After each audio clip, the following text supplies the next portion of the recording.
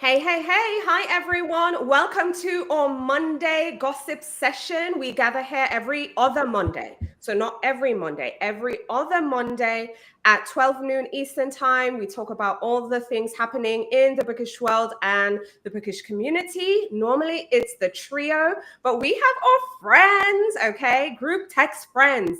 They're out of the group text and they're on the live with us. And I'm really excited to have them here. But just in case you're joining us for the first time, I'm Victoria from Biblio Lifestyle. I'm Laura from What to Read Next podcast. I'm Francesca from Under the Covers. Do I go? I'm Becky from Too Stupid to Live, as you. I'm Kelly from Boobies and Newbies podcast, and I'm an author. Yes, and guess what? Fun fact, we are all on Substack. So link in the video's description to join us on Substack. We're writing amazing things and doing lovely things over there. So if you find one of us, you'll find us all because we recommend each other because that's what friends do, okay? So friends in the group chat and friends in content creation. But anyway, today we're talking all things bookish gossip, live news, and just all the happenings. And we have a lot going on today. I have my notes, okay? Cue card ready to go. And one of the topics we want to kind of cover before we get, pictures up on screen is the fact that there's a growing trend of historical romance authors. So historical romance authors who seem to be losing their contracts coming to an end. There's no renewal. We even have a situation with author Nora Roberts. So Nora Roberts is a very popular author. I just put up on screen, if you're listening, a screen grab from an interview she did with the AP. So apnews.com, I'll have the source in the video's description, the link to the article. But essentially, after 250 books in of historical romance, she's been releasing 4 books a year. She's a fast writer. She actually feels like she does not see herself as part of the romance genre anymore.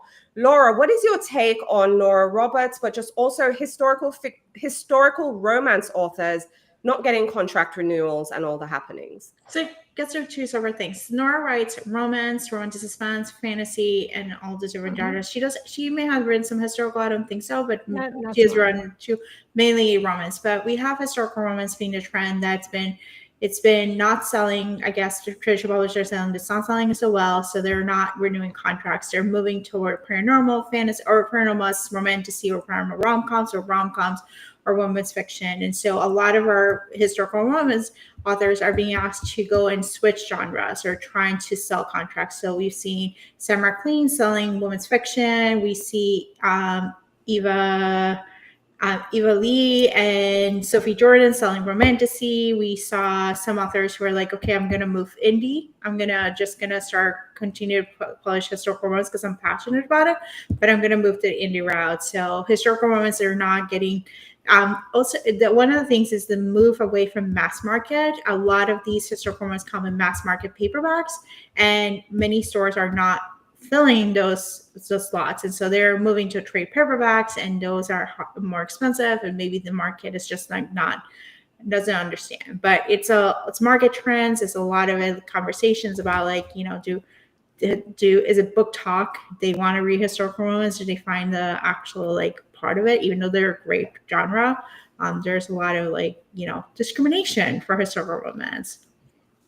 What do you think, Fran? Because we do have historical romance, but then we also have OGs in the romance genre, like Nora Roberts, who's also saying she doesn't feel like she belongs anymore. Mm-hmm. So clearly a lot is changing. What are you thinking? So on the historical romance aspect, what I think is we're seeing a change in publishing that also happened with paranormal romance in the 2000s. So I don't think it's as much of a trend of people don't want to buy it. It's just that what the traditional publishers are putting out, it's not what the people that read that genre want to read. So I don't think that they're publishing the right historical romances that the readers actually want to read. I think the fact that they moved away from mass market and the pricing changes also makes a difference. But I think in general, they're going in a particular direction with the ones that they do publish. And I think that does have an impact on the ones that they sell. But you do see some indies historical romance authors doing quite well on indie publishing. So I think that we're probably going to see more of that, in my opinion. But I feel like people that write historical romance are not as, I don't see them as open as going indie. I think this is probably going to push them in that direction. And there's going to be a lag in time for that to happen, like there was with paranormal romance. So when publishing pretty much cut releasing any paranormal romance, there was still a demand and there were no books. And then slowly you could see those authors going indie. I think that probably that will be faster now than it was before. But I think that definitely there is a disconnect. And I think that disconnect is probably what Laura was saying, because they are really chasing the book talk trend and they really want to like market to whatever the book talk girlies are reading. And you don't really see that as much with historical romance. So I think that if they find one big book talker that starts pushing historical romance, they'll probably change their tune. But I'm actually more excited to see historical romance go indie and get a variety of stories versus just like they can pretty much all fit in a box when it comes to the traditionally published ones. Now, on the Nora Roberts aspect, I am shocked, but also not shocked. Like Nora Roberts is kind of like the OG romance author. And at the same time, I'm not shocked to see that she's not identifying with the genre in a way because of all of the tropey things. Like everything has to be marketable to a trope in romance right now. And that's not how she writes. I think she writes very much a romance, but not picking it apart for what tropes does this fit into. So I think that's probably harder to sell to the audience that they're trying to appeal. Again, in my opinion, both of these is because of the book talk trend. Right. Is that a good thing? I don't know. I mean, I think we'll have to wait to see. We'll have to wait to see. But Becky, what are your thoughts on historical romance, but also Nora Roberts?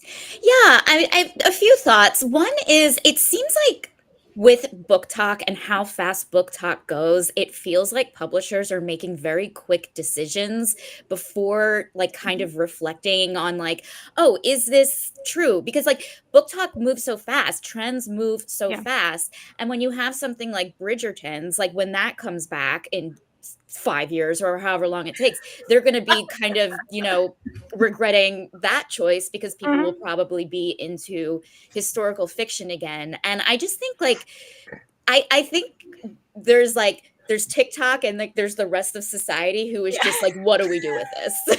You know what I mean? And I feel like publishers are kind of like that. And to an extent, maybe even Nora Roberts too.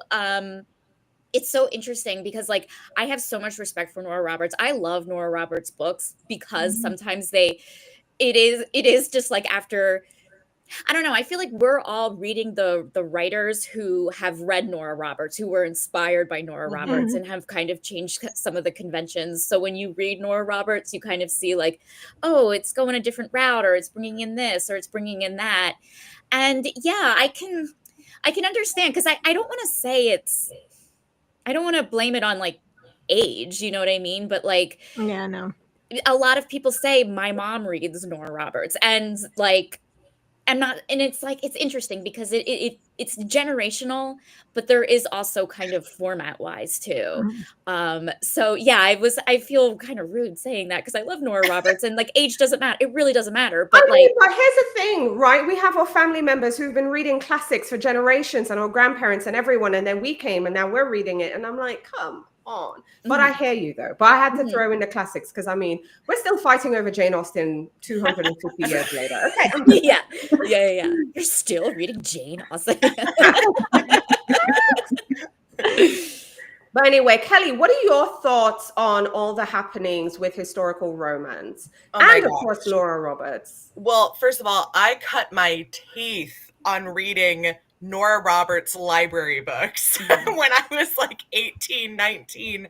Those were some of the first romances I read. And it's always interesting to me to, between Becky and I, we've interviewed so many authors and talked to them and asked them like, well, who were your influences and what romance did you read? What was your first introduction to romance? And Nora Roberts, and along with like Danielle Steele, and Julia Quinn and Diana Quincy, like they're very up high on the list answers we hear, and it's because we didn't have book talk. I hate to be that person that's like, back in my day, but it's true. Like, ever since I turned 30, I swear, there's a lot of back in my day. But wait till you get to 40. 40. The 40 club. We're like, girl, it's 10 years more. I'm coming to the 40 club. It's happening soon. But I just feel like, depending on when you kind of started reading romance, you see this big shift change of like what was going on then, and so what romance books were coming out then. So for example, like when I started reading romance circa like 2008 2009, there were a lot of historical mass paperbacks. However, a lot of them were also from 10 years ago at that point, and a lot of the ones that I was reading were contemporary romance versus, say, my mom, who, when romance, she first started reading romance, really all she had to go off of was historical romance. So it really is interesting just kind of like seeing the different generational changes between like what was publishing then, what was very popular then, to see now that you hear they're losing contracts for something that was the thing to write 10, 15, 20 years ago. So I don't know. I feel like every trend is it's always changing. And I understand, I guess, to some degree where publishers are coming from, in that I think there's always this push to stay ahead of like what's coming next. And it's hard when you have something like Book Talk that's changed things so exponentially, where one year, I remember, in 2023, hockey romance was popping off, to the point where I thought about writing a hockey romance and then realized I know absolutely nothing about hockey. So I decided to write a baseball romance. And then lo and behold, 2024 became like the year of baseball romance, but not because of me, just because there were so many people who at the same time decided that they were going to write baseball romance. And now I see cowboys coming back. So, I mean, it really is one of those things where people are trying to, I think, write to trend and write to trope. And Nora Roberts is not one of those people. Like, Nora Roberts was never one of those people. She was and is a storyteller, through and through. I, to this day, reread her Bride Quartet series every year. So I'm really interested to see kind of what Francesca was saying, where we go next with historical romance, because I don't think it's going to go away, but I do think you're going to see people still wanting to read it, especially with something like Bridgerton, every 4 years putting on a new season. But it is interesting to know too that Bridgerton didn't boost the sales of historical romance like I think people hoped it would and thought it would. It boosted the sales of Bridgerton. Right. So you saw like a lot more people reading Julia Quinn's books, and specifically Bridgerton, but it didn't, and I've talked about this with historical romance authors, it didn't have the widespread effect that I think a lot of people were wanting, which is disappointing to say the least. Sure. You would hope, that what I say, the high tide raises all boats kind of vibes. It didn't work out in this instance. Yeah. But anyways, if you are just joining us, welcome. We're doing our bookish gossip live show. We're just talking about all things happening in the bookish world. We're talking about historical romance, authors not getting contract renewals, not getting new contracts, but also simultaneously a heavy hitter in romance, Nora Roberts, also saying she doesn't feel like she belongs to the genre anymore. Again, I'll include links to all the sources in the video's description. Now, this one is just going to be a quick fire, so just spit your feelings and thoughts on this one. And I want to talk about Colleen Hoover, okay? Colleen Hoover, according to People magazine, has returned to Instagram after deactivating her account. So she deactivated on January 22nd, and she returned on February 12th. This is via People magazine. Again, links will be in the video's description because we cite our sources here. And on her return, all images that had to do with Blake Lively and Justin Baldoni and just the film in general have been MIA. So, okay, quick fire in one sentence. What are your thoughts on Colleen Hoover reactivating her Instagram profile? I will start by saying, sis, you don't have to be here. You are rich. I just want to remind you, you are legit rich. You don't need to be here. Just take the break, just disappear. Real life is fun. You can afford to do real life. I can't afford to do real life, so be sure to join me live at 12 noon weekdays. Nora, what are your thoughts on Colleen Hoover? Again, retire. It's Yeah. okay. Yeah, Fran? Same. I feel like she doesn't need to be involved in the mess. Just leave it alone, because this just looks worse. Like, just stay out of it. That's what I say. Becky? At the very least, take a vacation and or please stop using a reputation management company to tell you what to do. It's clear that's what's going on. Kelly, what are your thoughts? I could not care less. I will say I am like both thoroughly enjoying the drama surrounding everything, but also kind of like over it at the same time. Like, we're still talking about this. I don't know. I'm just like, I'm over it. We are talking about it. So if you're just joining us live, how do you feel about Colleen Hoover returning to Instagram? Do you believe, like us, she can retire now? I'm saying she's rich.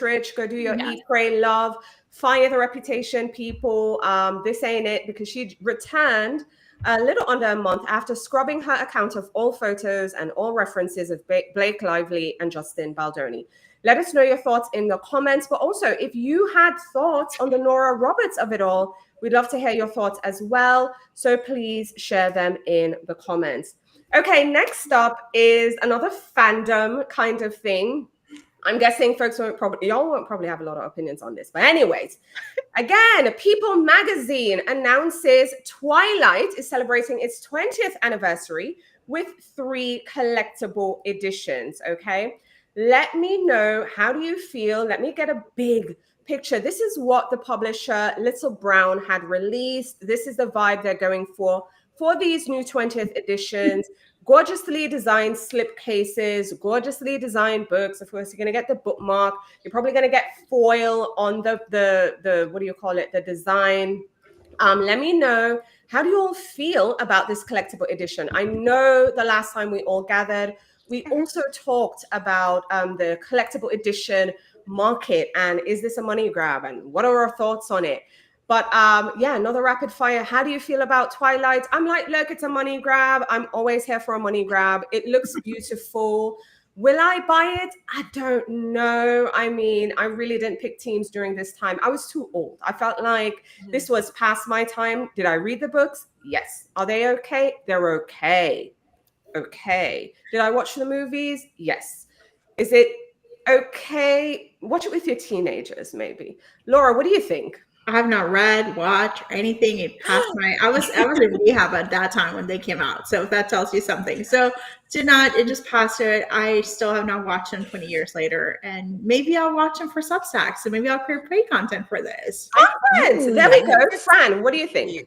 I think this it's a couple of thoughts. I actually enjoyed the whole fandom of it when I started reading them when the first movie came out. I was actually on vacation in Italy and I happened to pick up the book because it was at every like rest area on the highway that you would stop, and I'm like, this book is everywhere. Okay, I'm gonna read it. So I did read it. I did enjoy them, like you said. Like they were good books. They were fine. The movies were fine. They were enjoyable. But I have thoughts on the design. Because if there is anything that Twilight is not, it's pink and flowery. Yes. I am sorry. What the hell is that? Like, make it black background with some red flowers. I can go for that. What is that? That is the most anti-Twilight vibe I have ever seen. Hold on. Anyone watching us live, I see you all, but it's okay. If you're at work, if you're in the cubicle, if you're watching from the bushes, it's fine. But if you have a little free second, just look at the screen and drop in the chat. Let us know your thoughts on the cover design. So Fran, I have to jump in. I agree with you. I love a money grab. I wouldn't want it to be black just because the original book covers were black. I am team make it more wintry themed because I'm looking at this and I'm getting spring, summer. Like a fog and I don't know. Like, have a vibe. Yeah, where are the hoa hoa hoa vibes? Yes. Like where are the trees and the fog? Yes. They're trying to make it classic, I think. They're trying to make it classic. Yeah, but they Becky, chose the wrong season. It's Yes. not even the right It's the wrong season. season. Not a spring. it needed wintery vibe. Florals for spring, groundbreaking. Like, what are you doing? Wear your florals. Yeah, I know. Becky, what are your thoughts? Yeah, I'm kind of just like, did the design, like whoever designed that book, like, did they read They Twilight? didn't. Like, do they know Twilight? Like, I feel like it was. I mean, that feels like it's more for Jane Austen historical romance than Yep. Twilight. That is all to say, a part of me is like, I kind of agree with you guys about how like the okayness of Twilight. Like, I read it, I enjoyed it, saw the movies, but I think it's like impossible to deny the impact it's made on culture, on reading romance, and getting. I mean, it ignited so many people. Like, every time I have an author or a romance reader on my show, like, their first foray is Twilight, and I think it's like hard to not deny its impact. So when I see that, it just looks so like, I don't know, like you pick the first design off of Canva. Do you know what I mean? Sorry, that's so rude. Canva. I am dead. Kelly, what are your thoughts? So this was like my intro into reading romance. Like, for whatever thoughts I have about Twilight, or anybody has about Twilight, whether it's, great literature or whatever, this was definitely like my first introduction into the world of romance. And the following year was when I started reading adult romance. I agree. This color design, I mean, the colors, the design, it is not fit for this particular series. But I feel like it kind of taps into, we see them doing all of the the classics and Jane Austen and putting this beautiful binding on them. And look, I am, it gets me. Like, it gets me. I'll want to pick up a copy of Frankenstein because I see this beautiful cover on it. And it's also a little bit romantasy, because we do see a lot of that design with romantasy, which is hot right now. So I think you cracked the code. You cracked the code. Romantasy is the vibe they are going for. They want to get this new romantasy audience, and not to bring it back to Jane Austen, because you all have listened to me rant about it on Substack. I have a dedicated video on YouTube about it. I did it in another live. But I think actually they're trying to attract the new romantasy crowd, maybe Gen Z folks who might have missed it, because obviously they weren't around. And then now Gen Alpha maybe get some of them. Twilight. Even when they're little, they're saying Twilight. But I love how romantasy font. Like, I feel like I know that font. It's swirly, all caps. No, I get that. It's very interesting that we can all agree on one thing, and it's profound impact on reading. So not for nothing, because like I said, Twilight was okay. I'm not here dishing out 5 stars and whatever, but we would be remiss not to mention just how it really ignited reading, and it got folks to read. It's one of those books. Twilight is 20 years old. This is how I know I'm really getting old, because I felt like I was going to say that's making me feel really old. Yeah. Back in my age, we read these books. I remember back in my day, I remember going to the midnight screening of the first movie at our recently opened movie theater in town. And it was my senior year of high school was when the first movie came out. So, and there was nobody there because nobody really knew it yet. By the time I went to the midnight premiere of the second movie, though, that was really packed. Listen, when that book came out, I was a whole adult with a whole bunch of responsibilities, and I was just like, huh? But then, to Fran's point, it was the same thing. The movie came out, and I was like, okay, you know what? Let me just give it a read. And it was a good binge. Again, it was a week. It was a great binge. It was a weekend. I actually think the weather was bad too, because I was indoors all weekend. And it was great. So again, Twilight really made folks read. Y'all let us know in the comments your thoughts on the cover design. But we're just going to move on next to the next headline real quick. It really doesn't need much discussion.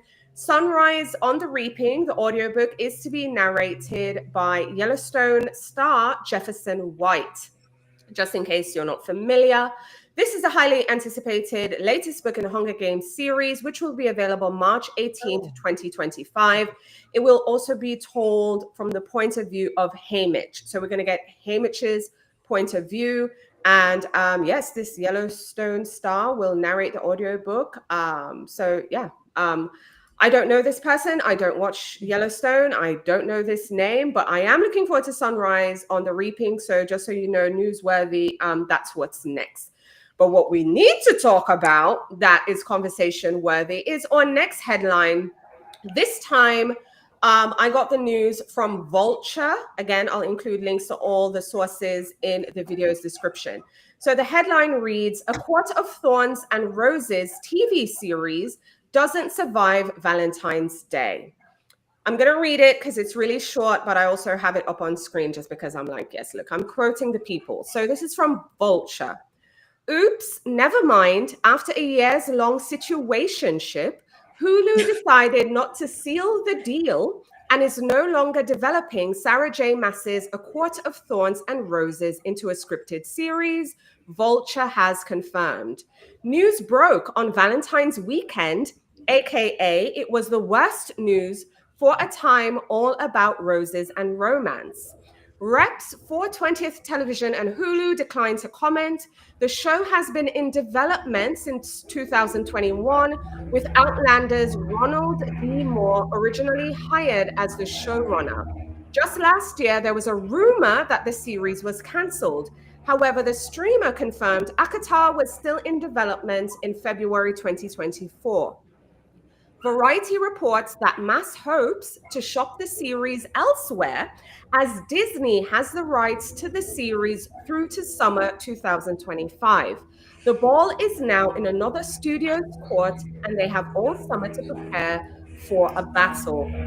Y'all let me know what you think about Sarah J. Maas's series, ACOTAR, being cancelled. I find it interesting she wants to go around immediately to shop it once the holding period has ended.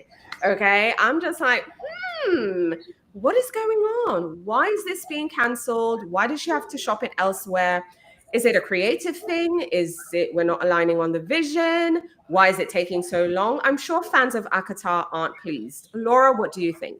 So same thing happened to Jennifer Armentrout. I think she had a similar issue with Hulu. They canceled the show. The From Blood and Ash was picked up by Amazon. So there is probably something to be said. Hulu, Disney might have vision. They might have some. They might not agree on the vision of the book and what their brand looks like. I read Disney High, and it's a really good book to hear about the Disney, how the brand is doing. So it might be something to be said, but I think there's creative difference between Sarah J. Maas and the vision, and then there's also the expectation of the audience of how this needs to go, and you're going to disappoint the audience, chances are. So Yep. What do you think, Fran? So I am probably the one that's going to say this time that I could care less. I read the first book, didn't like it, didn't continue. So I am like not the Sarah J. Maas person here at all. And I'm kind of over hearing about it all the time, whether it's her books or even like all the chatter that's been going on about this going into a production for being a TV series. So in a way, I'm like, okay, finally there's some resolution, but I'm also not surprised that she's going to shop around immediately. Like that's very on brand. Okay. What are your thoughts, Becky? I mean, I have a lot of thoughts on this, and especially because, like, whatever, I'm out in LA and trying to pursue, whatever. I feel like it all comes down to people, and I could explain this in an entirety of like 45 minutes. I just think people don't know what to do with female characters enjoying sex and female characters having sex and portraying sex from a feminine female gaze point of view. So the reason why I think that maybe it didn't do as well is because you see like kind of I imagine this is just pitch decks are landing on the CEO of Disney and all of these like executives, and they're all like dudes who have like all their only job is to just save money and not spend money and to appease, board members, and they just see it and they just laugh it off. And like, I think that like I know that I'm sure that things are trickling down from other levels, but I just think that it all, maybe, I could be wrong, it all boils down to no one takes the genre seriously. And like, I feel like if this were George R.R. Martin's Court of Thorns and Roses, it absolutely would be greenlit. And I think that's the issue. Wow. Kelly, what are your thoughts? Yeah, I can speak to this a few different ways. Becky and I have both worked in film and television, and so I do agree with that, in that it all comes down to money, like a lot, all of the time in film and television, like always, whether you want to acknowledge it or not. That is always, if you ask any question of like, well, why did they make this choice, or why did this happen, or why was this person cast? It's always about money. Like, money. And we're speaking from experience on that. Like, it is always about the money. And I do think that if it was a male-driven lead in this show, or hypothetical adaptation that they were going to make about this, if it was not sold as romance, but rather fantasy or science fiction, that would make a difference. I think if the author was male, that would make a difference. There we see a lot of like high fantasy do well with like stuff like Game of Thrones, but I also think that that's kind of an anomaly. Like, I don't think that romance, not romance specifically, but I don't think romantasy is having the same drive in film and television that it is in book form. And it's because it's expensive. That's exactly it. I think it's too expensive, and that's why they turned it down. I think that's what it comes down to. So for Becky and Kelly, who have this experience, so my question is, because my first gut reaction, because I'm listening to y'all, I'm like, well, I trust y'all, this makes sense. But folks would argue this would be a big money maker, you know, and I know it's within the fandom and the romantasy community, but you think there's a disconnect between how the book community perceives it and what they see as big and what they love, and she's a beloved author, versus what translates to like general population being open to I it? think it would still do well. Like, if they made it, I think it would still do well. But a lot of people who are in film and television that have the money to produce things, who have the money to buy the intellectual property to then make it, are usually a very similar demographic across the board, and that is older white men. And I don't think that it's selfish of them, but it's like, I don't think it speaks to like them, and because of that, they don't necessarily connect with like the popularity aspect. Like, just see how long it took for something like Bridgerton to come around. Like, we didn't have a lot of, and that was at the helm of women. Like, so I mean, it really wasn't being pushed for. And when they made it, people were like, wow, I guess a lot of people like this, even though romance readers have been screaming it from the rooftops for years. So I don't know why there's this massive disconnect, but I kind of wish the reason it wasn't being made was more of the fact that there are a lot of readers, writers, bookish people out there who, of their own accord, canceled Sarah J. Maas, like several years ago. Separately, yes. Myself being one of them. But that's not the reason. And that's kind of like sort of the disappointing thing to me, is like, oh, I wish this was canceled for the right reasons. Like, I wish that was the reason it was canceled, and not just, oh, we don't think romance will sell again. Yeah. What about you, Becky? I mean, in my mind, I'm like, old white rich men, they love money. So I'm just like, how are we letting the money grab go? But Becky, I feel like, to your point, old rich white men love money, and I think that comes with a fear of spending money. And I think that is what is dictating Hollywood right now. We just had a pandemic. We just had 2 strikes. People are scared to spend money. And I think that like they're only looking at like intellectual property that they know will sell. And I just think like right now, like even like I don't know, like there are a lot less productions happening in LA right now. A lot of people don't have jobs. And like it kind of correlates when you see an actor who's the star of a TV show, you know, doing an audiobook, it kind of correlates. Like I feel like if you see big stars doing commercials or big stars doing, you know, taking jobs from podcasts, you know, like I feel like there is so much less content being made right now, and a lot of people are out of work. It's an interesting time to say the least, and it just, I don't know, it just doesn't surprise me that people are going to be stingy with their money, especially when it comes to new ideas, even if those ideas have already been published in a popular book series. Hollywood tends to be the opposite of what book publishing tries to be. Book publishing tries to stay ahead.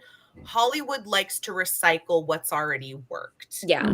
And they've seen, that's why we see so many remakes. We're seeing them make live action How to Train Your Dragon because people liked How to Train Your Dragon. Did anybody ask for live action How to Train Your Dragon? Probably not. So they know what's worked, and they just say that's what audiences like, so we're going to give it to them again. Right. Yeah. No, that makes sense. And if you're just joining us, we are talking about A Court of Thorns and Roses. The TV series does not survive Valentine's Day. Essentially, the deal with Hulu has been falling through. It just so happened Vulture wrote this on Valentine's weekend, and what a time to do that. Let us know your thoughts in the comments on this one. I will end on this topic by saying book to screen adaptations are having a heyday at the Oscars. Okay. I did a separate video on that. So needless to say, Hollywood people, publishing, I don't know, you'll need to get with it because publishing is doing the thing, even though we see them making changes that we're questioning too. But ACOTAR is proven, whether you love it or not, and whether we support the author or not. That is what it is. To your point, Victoria, I will say, just like having taken meetings, there are people working at all sorts of production companies who find these properties, who find these books, and will champion them. Like I know them. My brother does it, and they just get shut down by one person at the top. So it's like I don't think it's necessarily like everyone in Hollywood. I think it's just the decision makers who are just saying yes, no, you know, whatever. So this isn't to say that like LA is full of people who just like no. And also noteworthy, it's Disney Hulu, and I've tried working with them, and they're very particular about their brand. Let's just say that. They canceled Lizzie McGuire. Like, I'm still mad about this Lizzie McGuire because it was not grown up. It was too grown up for Disney. I'm like, put it on Hulu. Like, and true. I was one of the college girls watching at 11 o'clock at night that series. Me too. Please, you know. So if you do want to hear about the Disney High, it's an audiobook and nonfiction about the rise and fame of the Disney Channel, and it actually goes over the Disney brand and all the different things. It's really engaging. It talks about all the Disney stars. If you have not watched Disney, you can learn all about Hannah Montana, Sweet Life of Zack and Cody, and all the peoples and stuff like that. It's great. It's a great place to understand from the Mickey Mouse Club to what it's now and how their brand actually looks. Nice. I wouldn't be surprised if this also got like developed somewhere else. Like I don't know. I think it will. It will. I don't know what they have in place in terms of like how long they can retain rights to that property, or if like they have summer 2025. It said it in the article. They have rights until this summer 2025. She's gonna go and sell it again. I would not be. She's taking lunches right now. She's at lunch right now. Yeah, I mean, it's not noon yet. Waiting for the expiration date. 1 minute past midnight. Okay, let's do this. Yeah. It's either gonna go to Amazon or HBO. You know, like let's think about it. You know. Yeah. Well, we'll see. Anyways, everyone, we are going over to Substack. We're going to be continuing the party on Substack for the after show. So again, there is a link to Substack in the video's description. If you're watching on YouTube, I think it translates to Facebook and other places. But just click the Substack link. We'll be going live in 5. But before we hop off here, I just want to remind you, Laura, Francesca, and I will be going live this Thursday at 12 noon Eastern time. We'll be sharing book recommendations about books about Black joy. Next week, Thursday, we're going to be doing Locked Room Mysteries. And then we're going live again the week after that to do Spring Reading Guide. We're going to be sharing recommendations with you as well. Because again, we go live 12 noon Eastern time. So do the conversions. Join us then. And again, use the links in the video's descriptions to connect with us. And we are going over to Substack. All right.